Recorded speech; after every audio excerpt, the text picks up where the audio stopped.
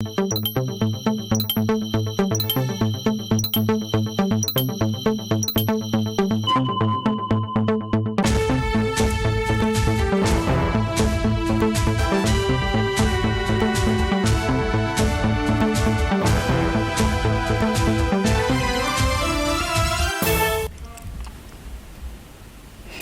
contre le terrorisme, la Banque mondiale disposée à accompagner le Burkina.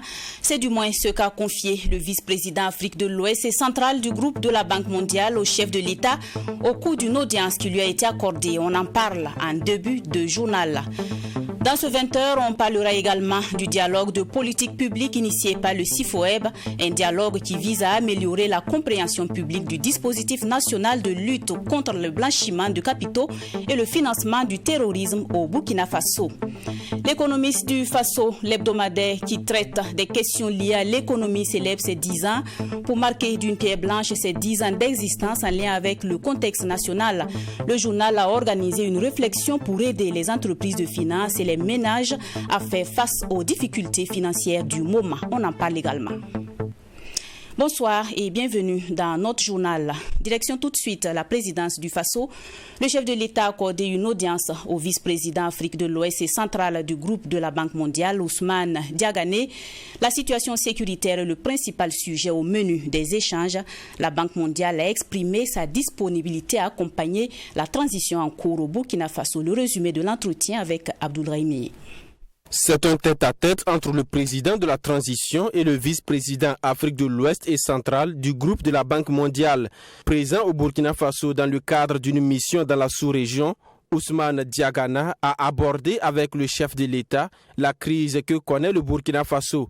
Ousmane Diagana a exprimé sa solidarité et celle de son institution au Burkina Faso en ces moments difficiles. Nous avons exprimer à son Excellence, Monsieur le Président de la Transition, la disponibilité de la Banque mondiale en tant que partenaire de développement du Burkina Faso, à œuvrer avec le Burkina Faso pour ensemble juguler des conséquences néfastes de ces crises, notamment sur les populations et sur l'économie, en tant qu'une institution de développement, une institution économique et financière. Nous avons aussi profité de l'occasion pour savoir davantage sur l'état actuel du pays, notamment sur le plan sécuritaire, sur le plan humanitaire. Ce fut également une occasion pour le chef de l'État, le capitaine Ibrahim Traoré et son hôte du jour, d'échanger sur les indicateurs du pays en matière économique ainsi que sur la situation humanitaire. Vous savez, le Burkina Faso, il nous l'a dit à plusieurs reprises, c'est un pays qui a des potentialités extrêmement importantes, mais quand l'insécurité est là, et ces potentialités sont extrêmement difficiles à transformer en programme de développement. Donc c'est autour de ces questions-là dont on a échangé et le président a été très clair, à la fois dans sa vision, mais dans les éléments de sa vision, mais également ce qui est en train d'être fait aujourd'hui justement pour corriger ces crises multiples. Avant sa rencontre avec le chef de l'État, le vice-président Afrique de l'Ouest et central du groupe de la Banque mondiale a été reçu par le chef du gouvernement, Maître Apollinaire Kilem Joaquinson de Tambela. Le Premier ministre a souligné que beaucoup d'aides sont apportées aux pays africains. Cependant, leur impact au développement laisse à désirer. Le Premier ministre souhaite donc un changement de paradigme. Effectivement, Abdoulrahimi, ce changement de paradigme nécessite la lutte contre le financement du terrorisme au Burkina. Le dispositif mis en place par l'État depuis 2009 semble défaillant selon le rapport d'évaluation mutuelle du Burkina Faso. Le CIFOEB, entendait par là le centre d'information, de formation et d'études sur le budget, veut donc remédier. Pour ce faire, il a initié un cadre pour échanger avec des organisations de la société civile, des associations, des agents d'institutions étatiques et d'autres acteurs. L'objectif affiché est d'améliorer et favoriser la compréhension de ces acteurs sur le dispositif national de lutte contre le blanchiment de capitaux et de financement du terrorisme afin de préserver l'espace civique. C'est un reportage signé Fatima Danikema. Le Burkina Faso est engagé dans la lutte contre le blanchiment des capitaux et le financement du terrorisme depuis 2009 à travers l'opérationnalisation de son dispositif inspiré des normes internationales et sous-régionales. Ce dispositif évalué en 2018 révèle des lacunes persistantes. Il ressort entre autres des conclusions générales issues du rapport d'évaluation mutuelle du Burkina Faso que le cadre juridique est inadéquat. Il existe également un faible niveau de contrôle et de supervision des organisations à but non lucratif à risque et le défaut d'action de sensibilisation. C'est donc pour répondre à ces manquements que le CIFOWEB, Centre d'information, de formation et d'études sur le budget, organise ce dialogue de politique publique. Il ambitionne améliorer la compréhension publique du dispositif national de lutte contre le blanchiment de capitaux et le financement du terrorisme, explique Youssouf Ouattara, directeur exécutif du CIFOWEB. Il est important pour les organisations de la société civile de connaître ce dispositif-là parce qu'ils peuvent se retrouver à un certain moment confrontés à certaines difficultés. Et comme vous le savez aussi, sans le vouloir, les organisations de la société civile, à travers la recherche de financement, peuvent se rendre coupables de bénéfices de financement du terrorisme et de contribution donc au financement du terrorisme. Donc c'est pour leur permettre de comprendre bien la réglementation en matière de lutte contre le financement du terrorisme, mais ouvrir le dialogue aussi avec les acteurs étatiques pour identifier éventuellement les obstacles que cela constitue pour les organisations de la société civile dans leur activité, dans leur recherche de financement, dans leur recherche de partenariat.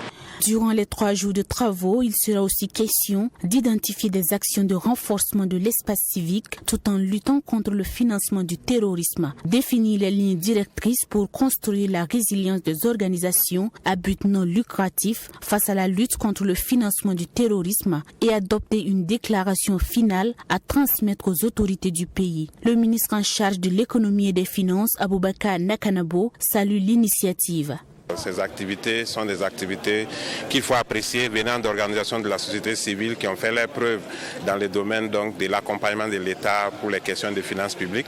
Et aujourd'hui, nous pouvons dire que la réflexion qui sera menée ici nous permettra sans doute d'avoir des idées fortes qui nous permettront d'améliorer les dispositifs qu'on a mis en place pour lutter contre le financement du terrorisme. Notons que ce dialogue de politique publique combinera des panels, des ateliers thématiques et une plénière. Il réunira du 28 au 30 mars 2023 au total 55 participants venus des organisations de la société civile, des associations, des agents d'institutions étatiques et d'autres organisations. Un autre cadre de réflexion dans ce 20h, celui initié par l'hebdomadaire L'économiste du Faso, un panel qui a réuni acteurs syndicaux, membres du gouvernement, membres de la Chambre de commerce et des chefs d'entreprise. L'idée est de permettre à chacun d'apporter des idées pour redynamiser le secteur de l'économie burkinabé et aider les ménages à faire face aux difficultés financières liées à la crise sécuritaire que traverse le Burkina en ce moment. L'organisation de ce panel s'inscrit dans le cadre de la commémoration des 10 ans de l'hebdomadaire L'économiste du Faso. Les détails de Alexis Winkouni Belemnaba. Dans le contexte de crise, la résilience qui reste le maître mot doit se faire avec l'implication de tous. Ce qui est questionné dans cette salle, justement, c'est quel tandem entre les éléments essentiels que sont les finances publiques, les ménages et les entreprises. Dans un pays comme le Burkina Faso, où la crise liée aux attaques des groupes armés terroristes a paralysé les secteurs de l'économie et fragilisé les ménages, la question tombe à point nommé. Pour Nebila Amadou Yaro, directeur du cabinet d'études et de recherche en entreprise serrée, il faut allier le concept de l'économie de guerre à celui du classique dans ce contexte bien précis. Vous savez bien que l'économie de guerre, c'est une économie qui va amener à un changement structurel des outils de production, à un changement structurel donc des méthodes donc de travail, des méthodes donc de gestion. C'est une économie qui doit aller, qui est mise en place dans la durée.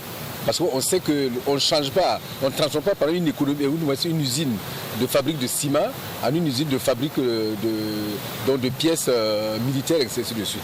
C'est pour ça que je dis que, en même temps que nous regardons donc quelles sont les caractéristiques de l'économie de guerre, il ne faudrait pas, à mon avis, que nous puissions donc nous installer dans cette économie de guerre. L'ancien ministre en charge de l'économie numérique, par ailleurs ancien directeur général de l'ENAREF, propose de faire en sorte que l'économie endogène puisse fonctionner, à commencer par l'appurement de la dette privée. Je pense que nos entreprises aujourd'hui, lorsqu'on regarde la dette du Burkina, entre 53 et 55% de cette dette-là vient de la dette intérieure.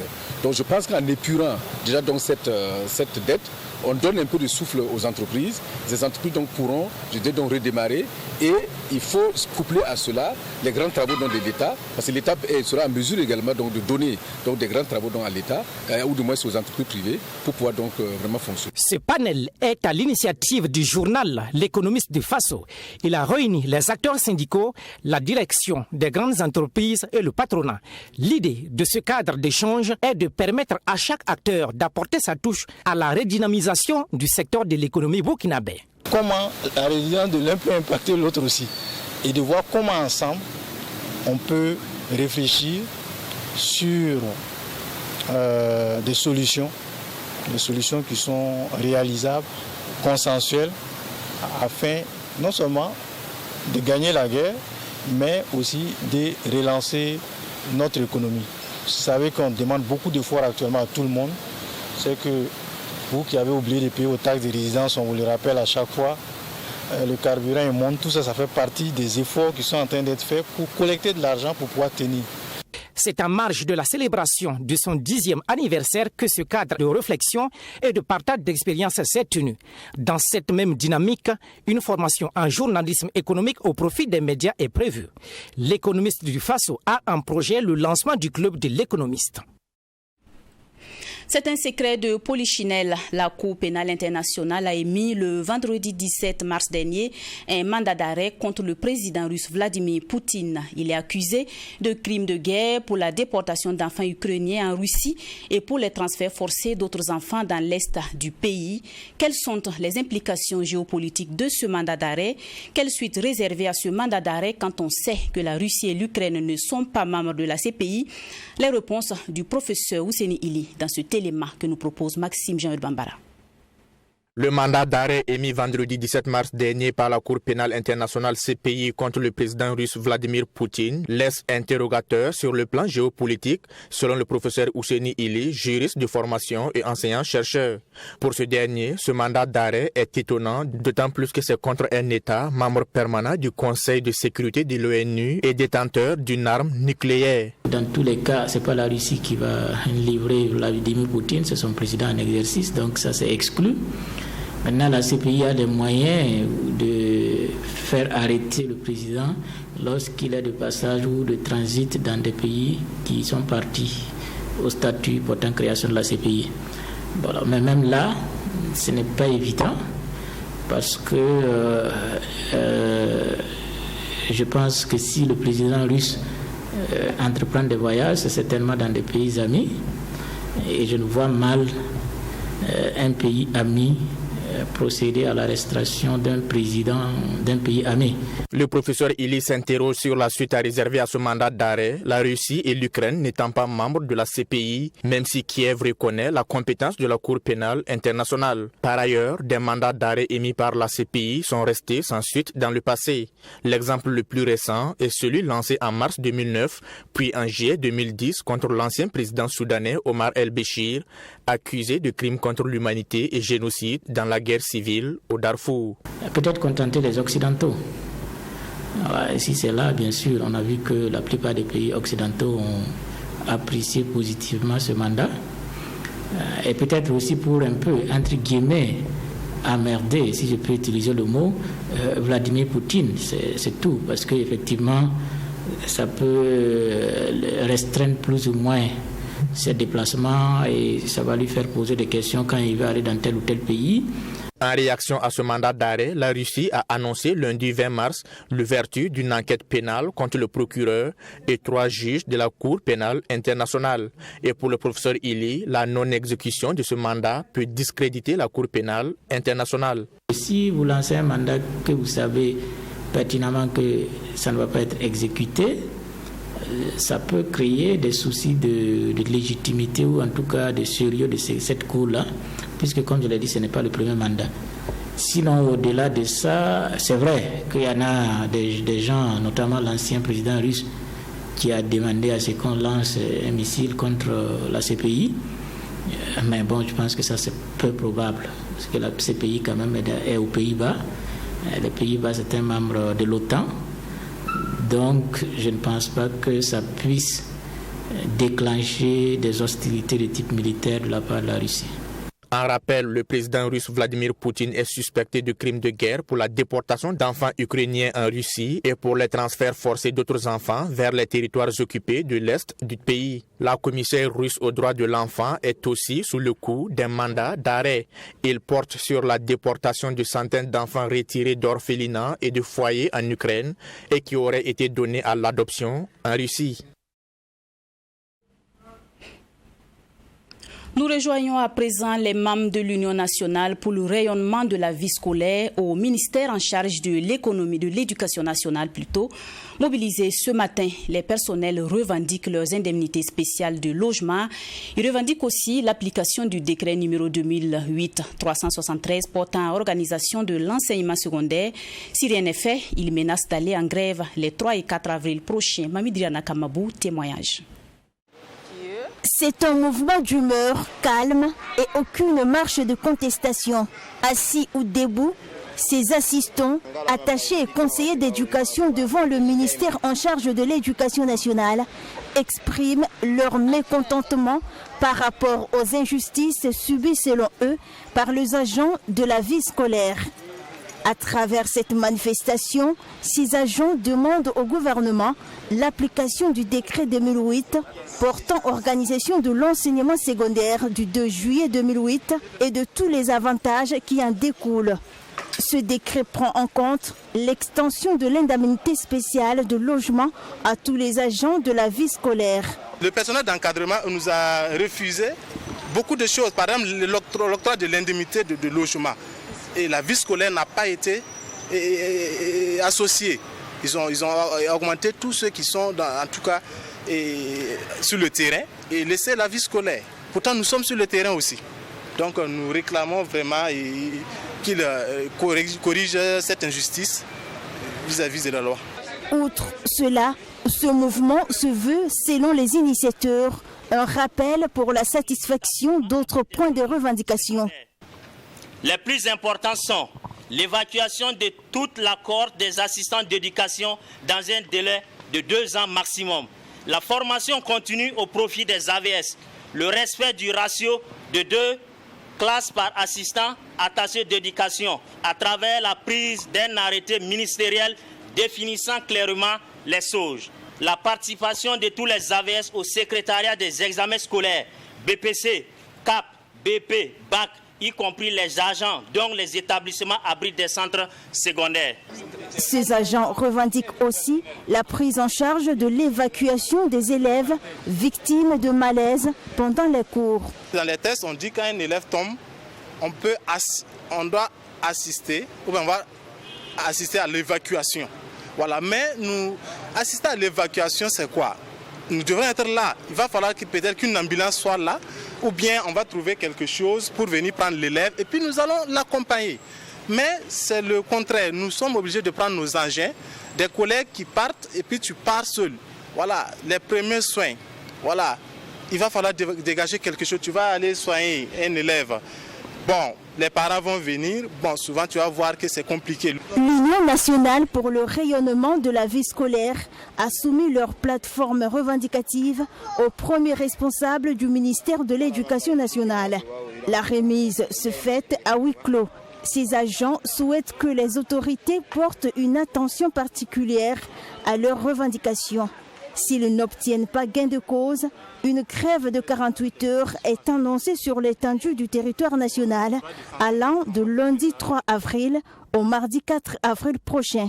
D'ici le 3, c'est la rentrée et nous pensons partir en mouvement d'humeur sur le terrain maintenant. Ici, on a visé les congés pour nous faire entendre, pour ne pas que ça empiète sur le travail pédagogique, sur le travail de l'école. Donc, mais bon, s'ils estiment que non, tout ce qu'on dit, ils n'ont pas un oreille attentif dans ça. Bon, on va essayer d'entamer d'autres méthodes, peut-être sur le terrain. Et en ce moment, ça peut jouer négativement sur le rendement des enfants. Selon le secrétaire général adjoint de l'Union nationale pour le rayonnement de la vie scolaire, les premiers responsables du MENA-PLN ont pris en compte leurs revendications et vont travailler dans ce sens. Lutte contre la vie chère au Burkina. La CCVC décrit une fois de plus la flambée des prix de grande consommation.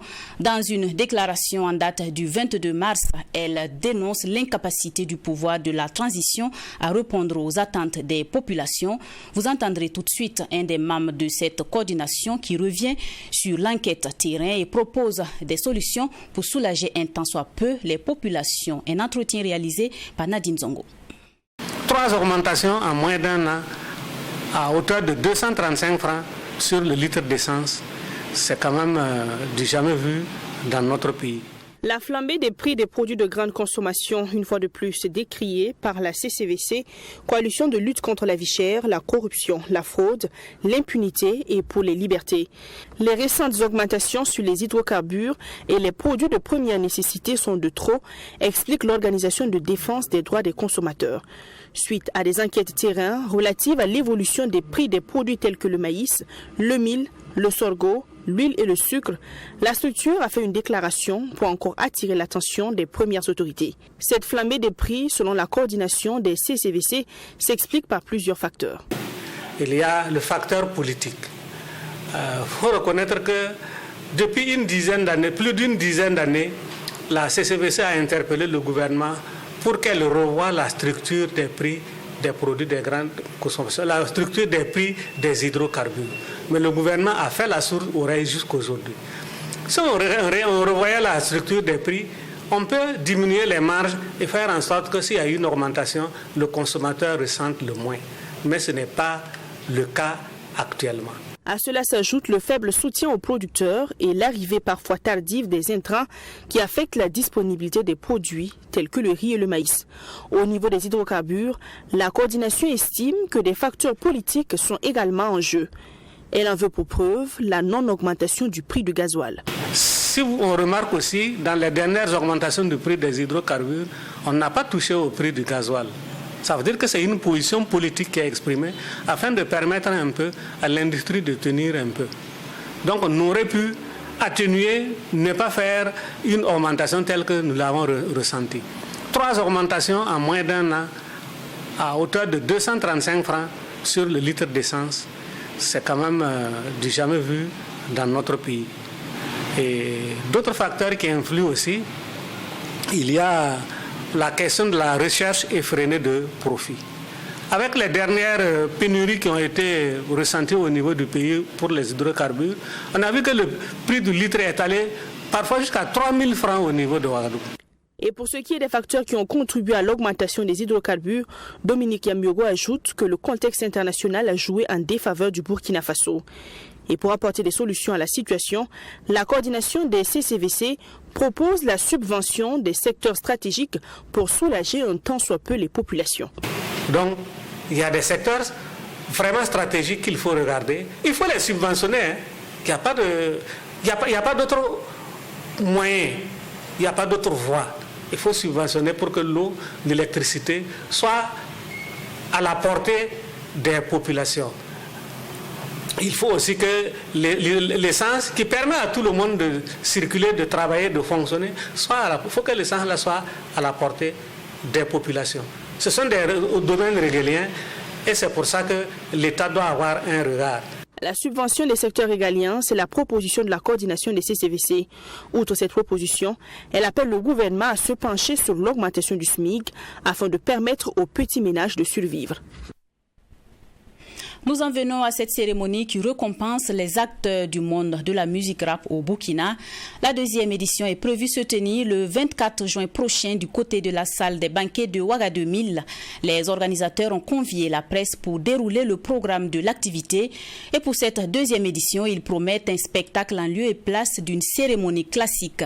Ils ont également présenté aux hommes et femmes de médias la liste exhaustive des œuvres discographiques regroupées en 17 catégories et susceptibles de faire objet de nomination pour cette 2e édition. Serge Bassolé et Yacinthe Sawadgo. C'est une conférence de presse en prélude à la cérémonie des trophées du rap TDR prévue se tenir le 24 juin prochain.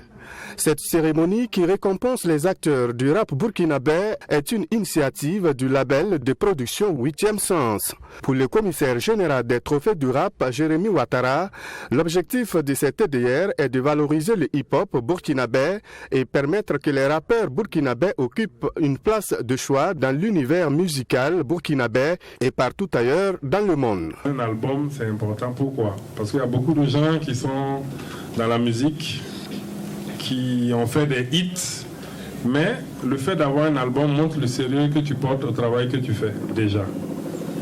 Maintenant, en faisant un album et en faisant un très bon album qui est au-dessus des autres albums de tes pairs, tu peux facilement finir par être le meilleur rappeur. L'idée principale, c'est d'aller vers l'excellence, amener ce genre musical-là vers les sommets. Parce que ça fait peut-être maintenant une vingtaine d'années qu'on évolue dans ce milieu et on voit que dans d'autres pays, c'est arrivé à un certain niveau où c'est devenu incontournable. Jérémy Ouattara explique que pour prendre part à cette compétition, l'inscription est possible sur la plateforme YouTube, mais il faut avant tout disposer d'une œuvre musicale sur cette même plateforme. Pour sa part, le choix de cette plateforme est pour promouvoir la musique burkinabé. Pour le commissaire général des trophées du rap, les artistes qui compétissent dans la catégorie meilleur rappeur ont l'obligation de disposer d'un album solo au minimum. Il faut aller sur le site www.8emsens.com et avoir au moins une œuvre sur la plateforme YouTube. Voilà, parce que YouTube, tout le monde peut aller vérifier, tout le monde peut écouter les sons. Et ce qui est important, c'est qu'il faut savoir que derrière tout ça, c'est une plateforme de promotion de la musique burkinabé. Pourquoi? Parce que des personnes qui ne connaissent pas, par exemple, un tel, grâce au TDR, le connaîtront, le plébisciteront. Et cette année, vraiment, il n'y aura pas de trophée du rap si le prix du premier n'est pas vraiment consistant. Le comité d'organisation rassure qu'à l'issue de cette cérémonie de distinction, le meilleur rappeur de l'année bénéficiera d'un boost dans sa carrière et promet une enveloppe financière. Un rappel, les trophées du rap est une initiative du label de production 8e Sens qui reconnaît le mérite des rappeurs burkinabés. La cérémonie des trophées du rap TDR 2e édition est prévue se tenir le 24 juin prochain à Ouagadougou. Du sport pour terminer, les 8e de finale de la Coupe du Faso ont reformé leurs portes ce dimanche avec le choc entre l'Étoile filante de Ouagadougou et l'AS Sonabel. Une rencontre avec peu d'occasions et il fallait attendre la séance des tirs au but pour voir la reine des stades l'emporter par 4 tirs contre 3. Ainsi, le FO a su son ticket pour les quarts de finale de la Coupe du Faso. Les temps forts résumés par Yacine Sawadou. L'Étoile filante de Ouagadougou en quart de finale de la Coupe du Faso. Aux prises ce dimanche contre l'AS Sonabel, l'encadrement technique d'Estelite a fait tourner son effectif, eux qui préparent en même temps le derby contre son éternel rival, l'Asfanyenega en championnat. Un match où les occasions se comptaient au bout du doigt. La première alerte est cette frappe dévissée d'Ousmane Nana de l'AS Sonabel en première partie du jeu. Des retours des vestiaires, c'est le tour tout de suite d'Estelite d'aller tenter quelque chose, mais le gardien des électriciens capte son ballon. La dernière occasion est du côté de l'AS Sonabel, mais le tir d'Amadou Kone passe à côté. 0 but partout au terme des 90 minutes. C'est en séance des tirs au but que la reine des stades se montre plus adroit en l'emportant par 4-3. L'Étoile filante de Ouagadougou assure donc son ticket pour les quarts de finale. Ce match-là, c'était un match très compliqué et en même temps on prépare aussi rapidement le derby. En gagnant ce match, je pense que ça nous bonifie pour le derby contre la Soyenega. Je pense qu'en première mi-temps, nous avons essayé de faire tourner notre effectif puisque sachant bien qu'on a un match très capital le dimanche contre la Soie. Donc on a vu que en première mi-temps, ça n'a pas été ça. Donc vers les 20-30 dernières minutes, on a fait des changements et ces changements-là, c'est les gens qui ont l'habitude de jouer ensemble et ils sont rentrés, ils ont apporté un plus. Je pense que la différence c'était à ce niveau-là.